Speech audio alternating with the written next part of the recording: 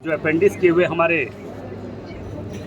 जो बेरोजगार जो विस्थापित को अपेंडिक्स करवाया गया था बीएसएल द्वारा, उन लोगों के लगातार अपने डिमांड को बीएसएल के समक्ष रखने का कार्य किए और उन्होंने सिर्फ और सिर्फ आज तक आश्वासन ही आश्वासन देते आ रहे हैं। बीएसएल के मुख्य द्वार पर इन लोगों के द्वारा आज से नहीं लगभग 15 वर्षों से आज सिर्फ और सिर्फ आंदोलन करते जा रहे हैं। इन लोगों का कोई डिमांड सुना नहीं जा रहा है, जबकि जितने विस्थापित परिवार है इन लोगों ने अपने दादा पुरखों का जमीन सारा बीएसएल को दे दिया। सेल को देने के बाद सेल के द्वारा जो आश्वस्त किया गया था कि हम पूरे परिवार को हर परिवार से नौकरी दिया जाए, उसी आधार पर सारे परिवार के एक सदस्य को अपेंडिक्स भी करवाया गया। नौकरी देने के नाम पर अपेंडिक्स करवाने के बाद अभी तक कोई इन लोगों को रोजगार नहीं दिया। इसी बात को लेकर इन लोगों ने बराबर अपनी डिमांड को रखते आ रहे थे।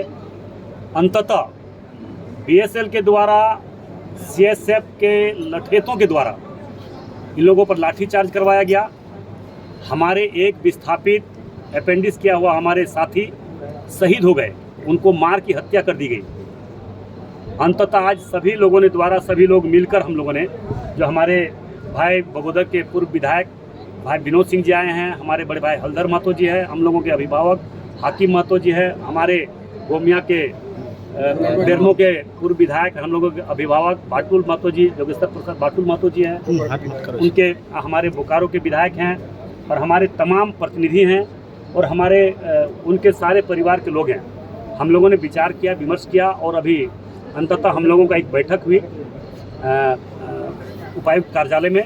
वहाँ पे हम लोगों को तय हुआ और तय होने के बाद हम लोगों ने उनके परिवार के लोगों के द्वारा निर्णय लिया गया कि पूरे विचार विमर्श होने के बाद कि जितने भी अपेंडिक्स किए हुए लोग हैं लगभग 1300 से 1400 1500 के करीब है, सारे लोगों को प्रत्येक मंथ 50-50 करके रखा जाएगा। अभी कॉन्टेक्ट बेसिस, उसके बाद इन लोगों का मतलब प्रपोजल बनाकर परमानेंट कैसे हो इसके पर प्रपोजल बनाकर यहाँ से भेजा जा रहा है। और जो तत्काल अभी जो हमारे मृतक भाई है प्रेम कुमार जी, उनको प्रेम कुमार महतो प्रेम प्रसाद उनको तत्काल अभी 50 लाख रुपया का मुआवजा और उनको अभी कॉन्ट्रैक्ट बेसिस पर 25 से 30 हज़ार का सैलरी दिया गया। उनको भी यहाँ से प्रपोजल भेजा जा रहा है और ये बनाकर परमानेंट के लिए यहाँ से प्रपोजल भेजा जा रहा है। अभी अस्थायी नौकरी नहीं दिया गया मगर यहाँ से प्रपोजल बना के भेजा जा रहा है। चेयरमैन से भी बात हुआ है, उस पर विचार करके उन लोगों को परमानेंट हम लोग कैसे हो इस पर हम लोग बात करेंगे। और उनके उसका स्टेचू बनाने के लिए भी शहीद जो हमारे प्रेम कुमार जी है उनके शहीद प्रतिमा को हम लोग स्थापित करने के लिए बीएसएल द्वारा जमीन देने का घोषणा किया है। और जितने हमारे जो घायल हमारे साथी है उनको 20-20 हज़ार रुपये उन लोगों को भी देने का घोषणा किया है। उन लोगों का सारा इलाज और इन लोगों को प्रत्येक मंथ कैसे ज्वाइनिंग हो बीएसएल में इसके लिए प्रक्रिया करके आएगा। वहाँ के 50 लाख, हाँ 50 लाख। और सर जो इसमें रिस्पॉन्सिबल है उस पर क्या एक्शन लिया जाए? उस पर कड़ी से कड़ी सजाएं होनी चाहिए। और सबसे बड़ा दोषी है बीएसएल प्रबंधन के द्वारा अगर लापरवाही नहीं की जाती तो इतनी बड़ी घटना नहीं घटती।